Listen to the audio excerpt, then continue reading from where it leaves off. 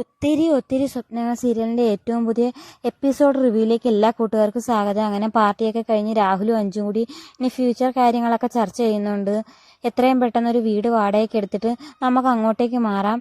എൻ്റെ കയ്യിൽ ഇപ്പം ജീവിക്കാൻ ആവശ്യമായ ശമ്പളം ഇല്ലെന്ന് അഞ്ചു പറയുന്ന സമയത്താണെങ്കിൽ അത് കേട്ടോണ്ട് അഭിരാമിയും വർഷ അങ്ങോട്ട് വന്നിട്ട് പറയുന്നു, ആദ്യം ഒരു എടുത്തുചാട്ടം ചാടിയതിൻ്റെ ഫലമാണ് ഇപ്പോൾ അനുഭവിക്കുന്നത്. തക്കാലം എന്തായാലും എടുത്തുചാട്ടം ഒന്നും വേണ്ട, നമുക്ക് എത്രയും പെട്ടെന്ന് രാഹുലേട്ടനൊരു ജോലി കണ്ടുപിടിച്ചു കൊടുക്കണം. ആ തീരുമാനത്തിനോട് രാഹുൽ യോജിക്കുന്നുണ്ട്. ആ സമയത്ത് അഭിരാമി പറയുന്നുണ്ട്, രാഹുലേട്ടന് നഷ്ടപ്പെട്ട എല്ലാ സ്വത്തുക്കളും തിരികെ ലഭിക്കുന്നതിന് വേണ്ടി ഹരിതയ്ക്കെതിരെ കേസ് കൊടുക്കണം. അതിനായി ചില പേപ്പേഴ്സ് ഒന്ന് സൈൻ ചെയ്യേണ്ടി വരുമെന്നും പറഞ്ഞ് രാഹുലിനെ കൊണ്ട് കുറേ പേപ്പർ സൈൻ ചെയ്യിപ്പിക്കുന്നുണ്ട്. എന്നിട്ട് പറയുന്നുണ്ട്, ഇനി എൻ്റെ കളിയും ചിരിയും എല്ലാം മാറ്റി ഞാൻ സീരിയസ് ആയിട്ട് ഒരു കാര്യത്തിനിറങ്ങുവാണ്. അത് എത്രയും പെട്ടെന്ന് വിജയിച്ച് നിങ്ങൾക്ക് നഷ്ടമായതെല്ലാം തന്നെ ഞാൻ തിരിച്ച് നേടിത്തരുമെന്ന് അഭിരാമി ഉറപ്പ് നൽകുന്നുണ്ട്. എന്നിട്ട് പറയുന്നുണ്ട്, നിങ്ങൾ കുറച്ച് നേരം കൂടി സംസാരിച്ചുകൊണ്ടിരുന്നോ, വിവേകും വസുന്ധര ആൻറ്റിയും വരുന്നത് വരെ നിങ്ങൾക്ക് ഇവിടെ സ്വാതന്ത്ര്യമായി സംസാരിച്ചുകൊണ്ടിരിക്കാമെന്നും പറഞ്ഞ് വർഷ അഭിരാമിയും പോകുന്നുണ്ട്. ഈ സമയത്ത് അഞ്ചു ചോദിക്കുന്നുണ്ട്, ഇന്ന് എവിടെ താമസിക്കുന്നു ചോദിക്കുമ്പം രാഹുൽ പറയുന്നുണ്ട്, ഇന്ന് മൃദുലിൻ്റെ വീട്ടിൽ താമസിക്കാം, അല്ലെങ്കിൽ മൃദുൽ എവിടെയെങ്കിലും താമസിക്കാൻ സൗകര്യം ഒരുക്കി തരാമെന്നൊക്കെ പറഞ്ഞിട്ടുണ്ട്. ഞാൻ എത്രയും പെട്ടെന്ന് ഒരു ജോലി കണ്ടുപിടിക്കുമെന്നൊക്കെ രാഹുൽ പറയുന്നുണ്ട്. ആ സമയത്ത് അഞ്ച് റൂമിൽ പോയി കുറച്ച് പൈസ എടുത്തുകൊണ്ട് വന്ന് രാഹുലിൻ്റെ കൈ കൊടുക്കുന്നുണ്ട്. അത് രാഹുലിന് വളരെയധികം വിഷമാവുന്നുണ്ട്. രാഹുൽ അത് മേടിക്കുന്നില്ല. എൻ്റെ ഈ തൽക്കാല ആവശ്യത്തിനുള്ള പൈസയുണ്ട്, ആവശ്യമുള്ളപ്പോൾ ഞാൻ ചോദിച്ചോളാം എന്ന് പറഞ്ഞ് രാഹുൽ പോകുന്നുണ്ട്. പിന്നീട് രാത്രി വർഷ റൂമിൽ കിടക്കാൻ വന്ന സമയത്താണെങ്കിൽ ടേബിളിൻ്റെ മുകളിൽ ഒരു ഗിഫ്റ്റ് ബോക്സ് ഇരിക്കുന്നത് കണ്ട് ഓടിച്ചെന്ന് വർഷ അത് തുറന്നു നോക്കുമ്പം അതിനകത്ത് എൻ്റെ പൂക്കിക്കെന്നും പറഞ്ഞൊരു മോതിരം അതിനകത്ത് വെച്ചിട്ടുണ്ട്. അത് ഉറപ്പായും വിവേകാണെന്ന് മനസ്സിലാവുന്ന വർഷ മുമ്പഴത്തതുപോലെ തന്നെ വിവേക് ഈ റൂമിലെങ്ങാനും കയറി ഒളിപ്പിച്ചിരിപ്പുണ്ടോ എന്ന് കണ്ടെത്താനായിട്ട് റൂമിലെല്ലാം നോക്കുന്നു. അന്നേരം കാണാത്തത് കാരണം ഫോൺ എടുത്ത് വിവേകിന് മെസ്സേജ് അയക്കുന്നുണ്ട്. ഇതാരാണ് എൻ്റെ റൂമിൽ കൊണ്ടുവച്ചതെന്ന് ചോദിക്കുന്ന സമയത്ത് വിവേക് പറയുന്നുണ്ട്, ഇതാരാണെന്ന് കണ്ടുപിടിച്ച് കഴിഞ്ഞാൽ ഒരു സ്പെഷ്യൽ ഗിഫ്റ്റും കൂടി തരാമെന്ന് പറയുന്നുണ്ട്. ആ സമയത്ത് വർഷ ചിന്തിക്കുന്ന സമയത്താണെങ്കിൽ അങ്കിത്ത് പാർട്ടി കഴിഞ്ഞ് പോകുന്ന സമയത്ത് പെട്ടെന്ന് റൂമിലോട്ട് കയറി പോകുന്നത് കണ്ടായിരുന്നു. അത് മനസ്സിലായ വർഷ പറയുന്നുണ്ട്, അങ്കിത്തല്ലി ഇത് കൊണ്ടുവച്ചതെന്ന് ചോദിക്കുന്ന സമയത്ത് എൻ്റെ പൂക്കി വളരെ ബുദ്ധിയുള്ളവളാണ്, അതുകൊണ്ട് സ്പെഷ്യൽ ഗിഫ്റ്റായിട്ടൊരു ഉമ്മ കൊടുക്കുന്നുണ്ട്. വിവേക താൻ എന്തോ ഈ കാണിച്ചതെന്ന് വർഷ ദേഷ്യത്തിൽ പറയുന്ന സമയത്ത് ഇഷ്ടപ്പെട്ടില്ലെങ്കിൽ അതിന് തിരിച്ചു തന്നാൽ മതിയെന്ന് വിവേക് തിരിച്ചു പറയുന്നുണ്ട്. ആ സമയത്ത് വർഷ വിചാരിക്കുന്നുണ്ട്, ഇനി എന്ത് മെസ്സേജ് ഇട്ടാലും ഞാൻ എടുക്കുന്നില്ലെന്ന് പറഞ്ഞ് ഫോൺ പോയി ഓഫ് ചെയ്ത് വെക്കുന്നുണ്ട്.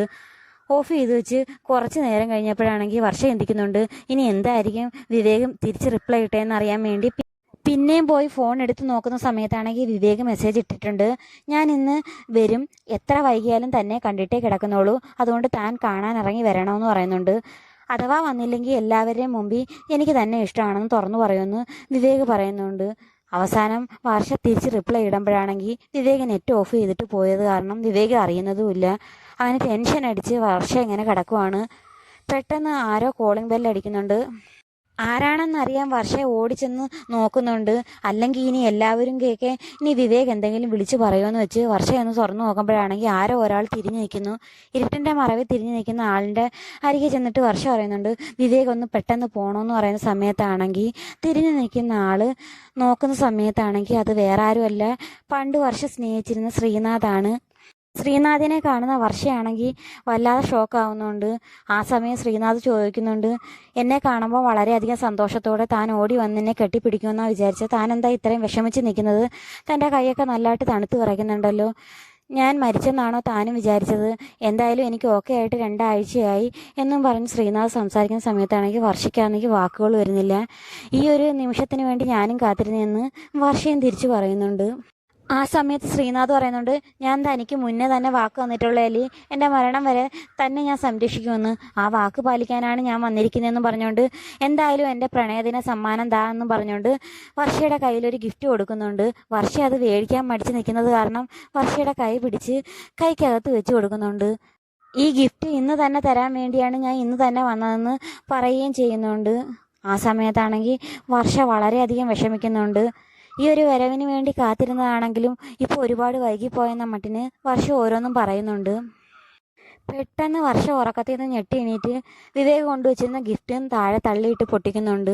സൗണ്ട് കേട്ടിട്ട് ഓടി അഭിരാമി അകത്തോട്ട് കയറി വരുമ്പം വർഷ സ്വപ്നം കണ്ട് ഞെട്ടി പേടിച്ച് വിറച്ചിരിക്കുന്നത് കാണുന്നുണ്ട്. ആ സമയത്ത് അഭിരാമി പറയുന്നുണ്ട്, തനിക്കിതെന്താ പറ്റിയത്, താൻ വല്ലാതെ വിയർക്കുന്നുണ്ടല്ലോ, എന്തു പറ്റിയെന്ന് ചോദിക്കുന്ന സമയത്ത് സ്വപ്നം കണ്ടാന്ന് പറഞ്ഞ് വർഷ വിഷമിക്കുന്നുണ്ട്. ആ സമയത്ത് അഭിരാമി പറയുന്നുണ്ട് ഞാനും ഇതുവരെ ഉറങ്ങിയില്ല. അഞ്ജു അവിടെ ഉറങ്ങാതിരിക്കുന്നതുകൊണ്ട് അഞ്ജുവിന് ഇത്രയും നേരം കൂട്ടിരിക്കുമായിരുന്നു. അഞ്ജു എത്ര നേരം കൊണ്ട് രാഹുലിനെ വിളിച്ചിട്ടും ഫോൺ എടുക്കുന്നില്ല. ഫോൺ സ്വിച്ച് ഓഫും ആണ്. എന്ത് പറ്റിയെന്ന് അറിയാൻ വേണ്ടി വിളിക്കുന്നെങ്കിലും എടുക്കുന്നില്ല. അവസാനം മൃദുലിനെ വിളിച്ച് ചോദിച്ചു കഴിഞ്ഞപ്പോൾ അവിടെ എത്തിയിട്ടില്ല. മൃദുൽ എന്തായാലും പോയി കണ്ടുപിടിച്ചോണ്ട് വരാമെന്ന് അഞ്ജുവിന് വാക്കൊക്കെ കൊടുത്തിട്ടുണ്ട്. അത് കേൾക്കുമ്പോൾ വർഷയ്ക്കാണെങ്കിൽ ടെൻഷൻ ആവുന്നുണ്ട്. അന്നേരം വർഷ പറയുന്നുണ്ട് ഇവിടെ പാർട്ടി കഴിഞ്ഞ് തിരിച്ചു പോകുന്ന സമയത്ത് ഞാൻ സൂക്ഷിക്കണമെന്ന് പറഞ്ഞൊരു മെസ്സേജ് ഇട്ടായിരുന്നു. ഇതുവരെ ആ മെസ്സേജ് പോലും എടുത്തില്ല. എന്തോ ഒരു അപകട സൂചന മണക്കുന്നുണ്ടെന്ന് വർഷ പറയുകയും ചെയ്യുന്നുണ്ട്. അത് കേട്ടിട്ടാണെങ്കിൽ അഭിരാമിക്കും പേടിയാവുന്നുണ്ട്. ഈ സമയത്ത് വർഷ പറയുന്നുണ്ട് ഞാൻ ശ്രീനാഥിൻ്റെ ഓർമ്മയിൽ സ്വപ്നം കണ്ട് എൻ്റെ കയ്യിൽ ഇരിക്കുന്ന ഗിഫ്റ്റ് പോലും തറയിൽ പോയി പൊട്ടിയെന്നൊക്കെ പറയുന്ന സമയത്ത് അഭിരാമി പറയുന്നുണ്ട് തൻ്റെ കയ്യിൽ നിന്ന് തന്നെ ആയിരിക്കും ഇത് പറ്റിയത്. വേറെ ആരും ഇവിടെ വന്നില്ലല്ലോ. തനിക്ക് ഉറക്കത്തിൽ സ്വപ്നം കണ്ടതായിരിക്കും. തൻ്റെ മനസ്സിൽ നിന്നും ശ്രീനാഥിൻ്റെ ചിന്തകൾ ഇനിയെങ്കിലും എടുത്തു കളയണം. അതുകൊണ്ടാണ് ഇങ്ങനെയുള്ള സ്വപ്നങ്ങൾ കാണുന്നത്. ഇനി ഒരിക്കലും അയാൾ തിരിച്ചു വരില്ല. മരിച്ചുപോയ ഒരാളിനെ പറ്റി ഇനിയും ചിന്തിച്ചുകൊണ്ടിരിക്കുന്നത് ബുദ്ധി മോശമാണെന്നൊക്കെ പറഞ്ഞ് അഭിരാമി വർഷ ഓരോന്നും പറഞ്ഞ് സമാധാനിപ്പിക്കുന്നുണ്ട്. അത് വർഷയ്ക്കും ശരിയായിട്ട് തോന്നുന്നുണ്ട്. പിന്നീട് എല്ലാവരും രാഹുലിനെ പറ്റി ഓർത്ത് ടെൻഷൻ അടിച്ചുകൊണ്ടിരിക്കുന്ന സമയത്താണ് എപ്പിസോഡ് അവസാനിക്കുന്നത്. അപ്പോൾ വീഡിയോ ഇഷ്ടമായ ചാനൽ സബ്സ്ക്രൈബ് ചെയ്യാനും സപ്പോർട്ട് ചെയ്യാനും മറക്കല്ലേ കൂട്ടുകാരെ.